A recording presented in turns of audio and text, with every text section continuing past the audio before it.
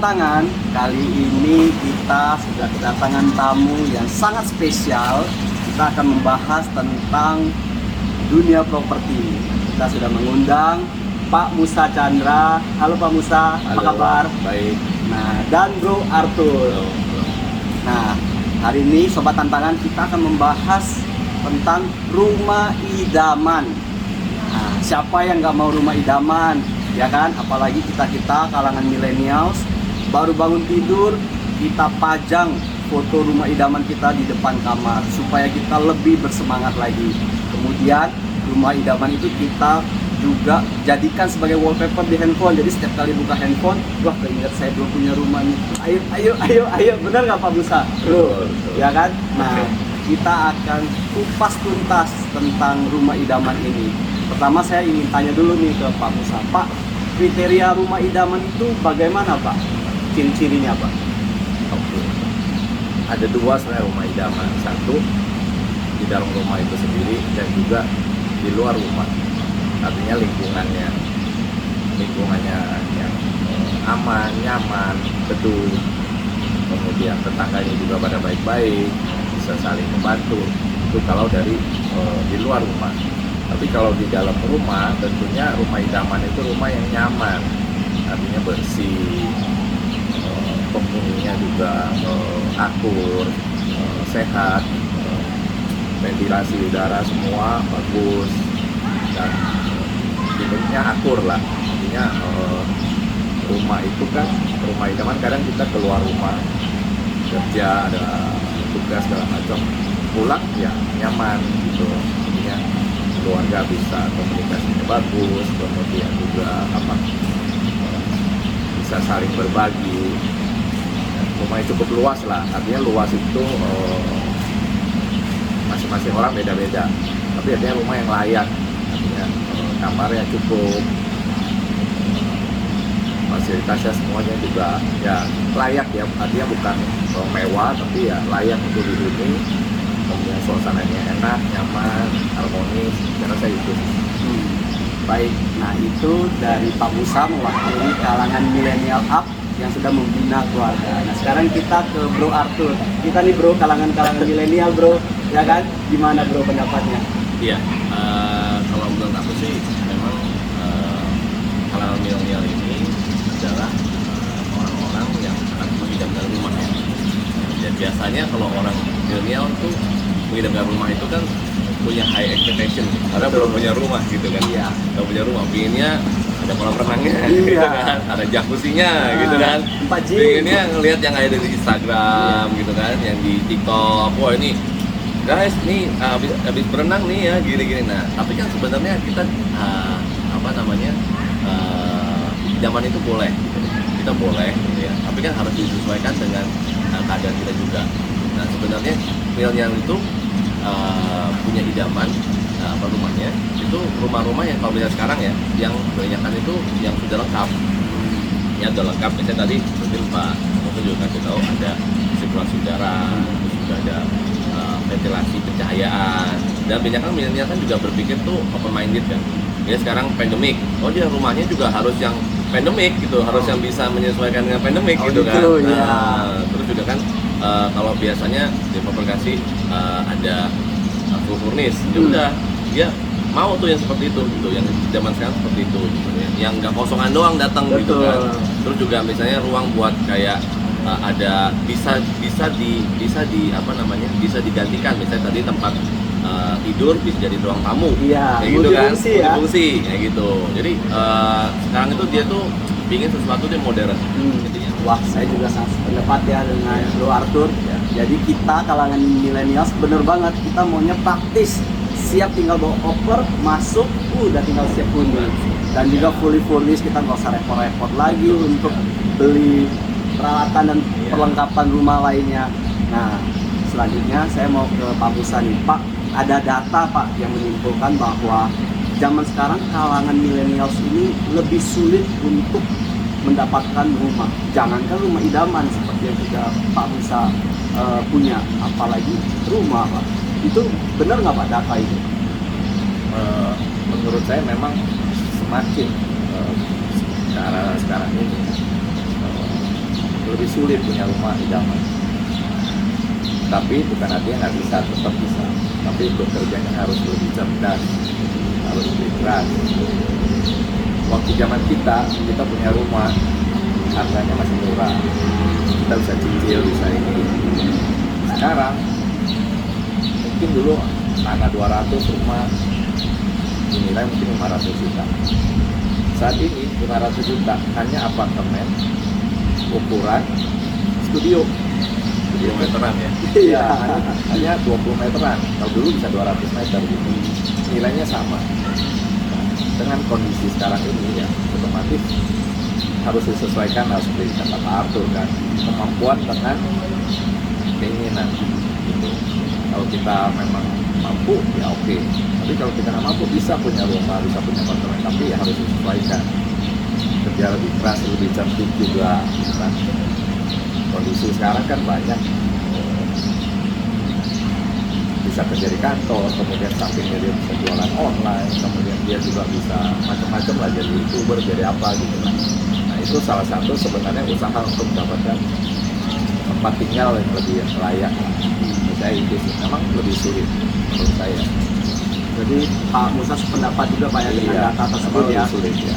Jadi Pak Musa menyarankan kita nih teman-teman sobat tantangan, selain kerja keras juga harus kerja cerdas. Nah, Ya. Bro Arthur gimana pendapatnya? Iya, untuk data itu memang benar. Ya, memang benar bahwa milenial itu sekarang tuh susah sekali membeli rumah. Karena itulah ditangkap mulai pengembang kan bahwa mereka ini apa, mau beli rumah, tapi kok nggak sesuai gitu, nggak sesuai gitu kan. Makanya yang terutama menurut saya untuk anak milenial ya, tapi saran saya sih kalau misalnya terjadi misalnya antara keinginan dan kebutuhan gitu kan. Iya. Nah, yang pertama prioritaskan dulu adalah kebutuhan kita, bukan keinginan kita. Memang itu sulit. Kenapa? Karena yang dikasih makan pikiran kita itu apa? IG, ya kan, TikTok, gitu Iya. kan. Terus juga ya kalau Facebook jarang anak sekarang. Itu udah jadul. Iya betul. Itu jadul. Kalau saya mungkin sama Bapak mungkin masih ada Masih. Facebook ya Pak ya. Tapi kalau misalnya sekarang banyak kan ya IG aja udah mulai ditinggalkan gitu kan. Nah itu tuh sebenarnya memasukkan pada kita ideal hidup itu seperti apa kan. Gitu. Padahal kalau misalnya kita mau lihat secara real ideal hidup itu sebenarnya sesuai dengan kapasitas kita masing-masing. Kapasitas kita misalnya kita bisa nyicilnya misalnya contoh cuma 2 juta per bulan, jadi kita nggak bisa ngambil yang 5 juta atau 10 juta per bulan nyicil rumah gitu kan. Tapi karena IG itu dilihat jadi maunya yang itu terus gitu kan. Nah, makanya kita tuh harus bisa mensortir segala sesuatunya dari kita sendiri gitu. Itu sih ya, dan jangan sampai termakan jebakan sebutnya apa namanya, sosial ya, jebakan sosial kan. Jadi kayak kita prestasi sosial kita gitu kan. Iya. Lihat ya kalau rumahnya bagus prestasi sosial kita ya. Itu sebenarnya jebakan. Dan sekalipun nih kalau menurut saya sih, sekalipun kita punya rumah yang seperti itu, kita juga nggak puas juga. Betul kan? Kita akan terus mau sesuatu yang itu, yang lebih lagi kan. betul. Nah, karena itu dari awal kita harus setting yang punya pikirannya benar bahwa oh iya, kita tuh rumah yang kita butuhkan gitu ya. Walaupun kita mungkin terbatas, tetapi kita harus membuat rumah itu nyaman. Kan nyaman tuh bukan dari luar tapi dari dalam kan. Gitu. Oke. Oke, wah seru sekali ya sobat tantangan. Nah, ayo kita gali lagi nih tentang semua dunia properti. Kalau gitu, misalnya nih, saya bisa menyimpulkan bahwa teman-teman milenial itu jangan sampai mengikuti keinginan, tapi harus sesuai kebutuhan. Nah, selanjutnya bagaimana nih cara mengelola keuangan nih Pak, supaya teman-teman bisa untuk meraih cita-cita mereka memiliki rumah. Ya, memang perencanaan keuangan sangat penting, dan kaum milenial itu juga harus berani. Artinya berani, misalnya mungkin setelah lulus kuliah ya, masuk kerja gaji 5 juta. Nah, harus diatur, misalnya 2 juta saya harus sisihkan untuk mengumpulkan untuk nanti menjadi DP rumah segala macam gitu. Dan itu harus dilakukan gitu. Artinya nggak bisa saya punya penghasilan 5 juta, foya-foya habis tuh. Begitu waktunya nanti kita membutuhkan rumah gitu, kita udah nggak punya dana untuk itu. Jadi ya harus dari awal, harus punya niat, punya tekad, harus menyisihkan keuangan tertentu untuk punya rumah atau punya apartemen. Pasti keuangan kita kemungkinan kan pasti akan naik-naik terus gitu kan. Tapi ya harus dari awal dikumpulkan gitu. Nah, makanya saya bilang itu menjadi satu tantangan. Bisa nggak kita kendali diri kita? Benar. Apakah dengan penghasilan ini kita supaya kelihatan tampil di depan teman-teman tuh hebat segala macam, kita habis-habisan gitu. Tapi rumah kita nggak punya, kita masih sewa terus gitu. Apakah iya kita mau sewa rumah terus sampai nanti kita menikah punya anak? Kan enggak. Jadi harus diatur, keuangannya harus diatur dari awal lah. Sedapat mungkin begitu kita mau punya penghasilan, sisihkan. Oke, berarti lifestyle itu juga sebagai jebakan Pak ya? Iya, sekarang bahaya itu. Bahaya Pak ya? Bahaya sekali. Lihat teman begitu di tempat, wah bagus nih, Iya. buat foto-foto, kafe, tapi nggak kepikir gitu. Keuangan kita juga terbatas gitu kan. Walaupun nanti dia misalnya karirnya bagus, penghasilan bagus, itu juga misalnya contoh dari 5 juta sisa 2 juta. Kalau nanti gajinya mungkin 20 juta, ya jangan juga sisain 2 juta gitu. Iya benar. Ya kan? Iya. Iya, sisanya mungkin udah harus 8 juta gitu. Supaya ya lama-lama kita mungkin juga bisa dapat rumah idaman gitu. Rumah yang sesuai kebutuhan. Baik. Kalau menurut Bro Arthur, tips mengelola keuangan yang baik dan benar? Ya, sebenarnya kurang lebih sama. Ya, cuman mau tambahin aja supaya lebih mudah lagi mengaturnya gitu ya. Kita buat rekening terpisah. Dan kalau bisa rekening terpisah itu untuk PIN-nya atau mungkin akses untuk menuju ke rekening itu orang yang bisa kita percayai. Jadi kita transfer aja ke situ sehingga kita tidak bisa ngambil uang itu gitu loh. Iya. Karena yang paling sulit itu adalah diri sendiri mengendalikan tadi itu. ATM-nya titipin aja. Iya. PIN-PIN-nya gitu. Kadang-kadang mau dititipin juga kan kita punya cara kan. Iya. Ada aja caranya untuk ngambil uang itu begitu nggak Pak ya? Nah itu kalau kita nggak benar-benar serius, nggak benar-benar disiplin ke situ, itu susah sekali sebenarnya. Karena itu butuh apa ya, dedikasi kuat sekali untuk bisa punya rumah. Komitmen kita juga ya. Dan tentunya nggak bisa sendiri. Kalau bisa harus ada orang lain yang bantu. Karena sulit. Kan diri kita sendiri yang main kunci diri sendiri. Godaannya diri sendiri. Tapi kalau udah orang lain yang main kunci kan, ya udah kan. Ya udahlah. Mau apa lagi gitu kan? Gitu kan? Nggak ada kesempatan. Apalagi kalau misalnya lagi lengah, nanti disupport, dimotivasi. Jangan dulu dong. Jangan. Masih Kita bisa harus nih. fokus ke tujuan kita gitu ya.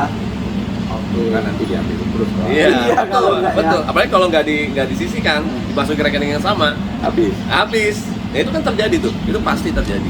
Karena kita sulit kan percaya diri kita. Tips yang sangat-sangat harus dipraktekkan ya sama teman-teman ya. Sekarang apalagi nih ya Pak, kita tahu nih banyak sekali loh developer yang misalnya hanya jual gambar. Pas kita datang ke lokasi atau kita sudah booking fee, ternyata nggak ada yang dibangun, nggak ada apa-apa. Jadi kita zong gitu loh. Nah itu kan sangat-sangat bisa membuat mental kita down ya untuk mencapai tujuan kita memiliki rumah idaman. Nah ada nggak sih tips-tips untuk mencari rumah yang tepat dan bagaimana cara yang tepat? Itu kan paling penting ya supaya kita nggak ketipu gitu. Jadi siapa tahu nih saya bisa konsultasi kemana gitu. Gimana Pak menurut Bapak? Iya, memang kita sekarang udah kumpulin uang. Iya. Pengen bayar DP punya rumah. Memang harus sangat hati-hati. Harus tahu developernya apakah itu sudah berpengalaman, sudah lama apa enggak gitu. Apakah lokasinya memang benar bagus gitu. Kadang kalau kita lihat iklan semua sebutnya bagus, lokasinya strategi segala macam, tapi kenyataannya ya kadang beda gitu kita lihat kok jauh ya dari mana-mana, kendaraannya susah segala macam gitu. Jadi ya developernya harus percaya, sudah pengalaman, dan kita lihat lingkungan sekitarnya apakah memang sudah terbangun gitu kan. Jangan sampai nanti kita sudah bayar DP segala macam hanya percaya di atas kertas, ternyata nggak dibangun atau lingkungannya nggak bagus gitu. Itu yang paling penting menurut saya. Dan ada baiknya kita memang harus survei dulu, kemudian tanya-tanya ke orang-orang di lingkungan situ atau teman. Tapi sekarang kan di mana-mana banyak konsultan properti. Nah, kita bisa konsul ke mereka gitu. Karena kan mereka tentunya akan memberikan yang benar, data yang benar, dan mereka punya pilihan. Konsultan itu kan nggak hanya satu lokasi, satu developer. Oh, di sini kurang bagus sih, bagusnya ini. Nah, itu mungkin ada tambahan pilihan juga buat kita sih. Nah, kalau begitu bro, kita harus kemana nih bro untuk cari konsultan properti yang benar-benar ahli dan bisa menyesuaikan budget kita, kemudian bisa memberikan saran untuk rumah idaman yang asri dan nyaman pastinya. Itu harus kemana bro? Nah, sebenarnya dari saya sendiri itu juga merupakan bagian dari konsultan properti gitu ya. Saya atur dari Profes. Nah, kita ada website juga ya untuk proyek properti kita itu di propertibaru.id, dan juga ada channel YouTube itu properti baru aja gitu ya, properti baru aja, bisa search di YouTube gitu. Dan sebenarnya buat namain juga buat yang dari perusahaan juga memang betul ya.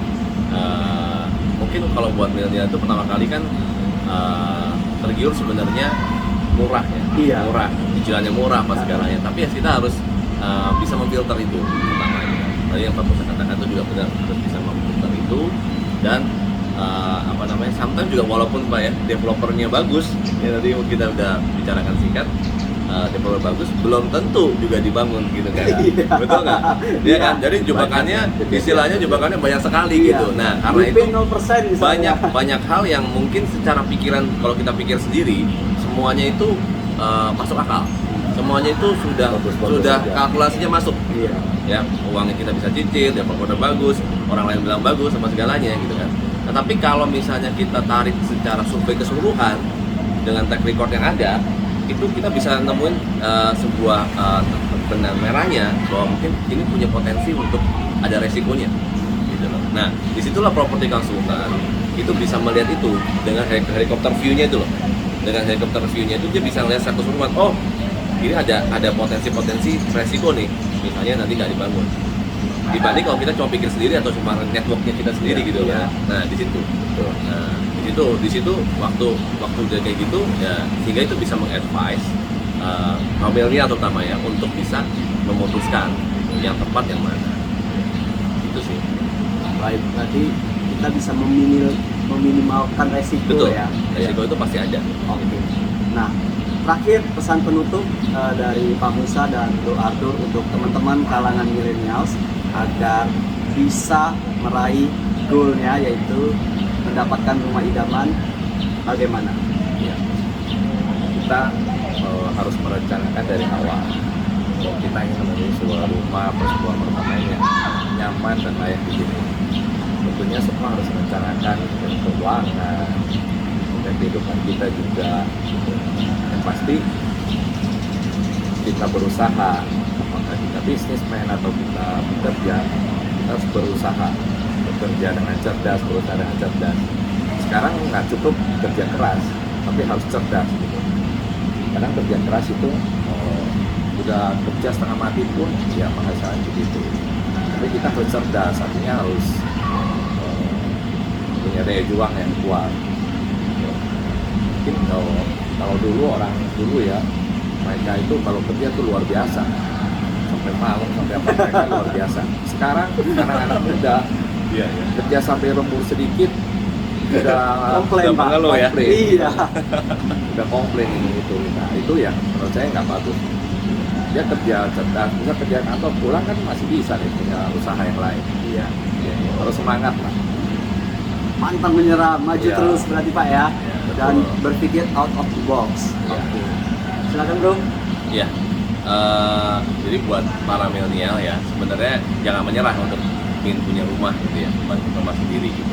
Walaupun terkesan sulit dan walaupun godaannya banyak gitu. Ya. Ya, jangan menyerah. Cuman ya harus realistis juga gitu. Segala sesuatunya harus realistis. Jangan termakan istilahnya iklan, termakan sosial media. Ya. Yang paling penting menurut saya kita kerja kerja standar aja ya, kerja standar aja. Kalau kita bisa mengelola keuangan kita dan mengelola keinginan kita, itu pasti dapat rumah. Nah, pasti ada rumah yang bisa dibeli. Kalau kenapa kita nggak bisa beli rumah? Sometimes keinginan kita terlalu tinggi sehingga harganya terlalu tinggi, kita nggak mau, gitu kan? Kalau rumah kita punya budget misalnya contoh misalnya 2 juta, gitu ya. Nah, ya udah, rumah 2 juta ada. Jadi karena kita kepinginnya terlalu tinggi, sedangkan budget kita nggak nyampe, akhirnya nggak pernah bisa, gitu. Jadi kan tujuannya apa? Mau punya rumah atau enggak?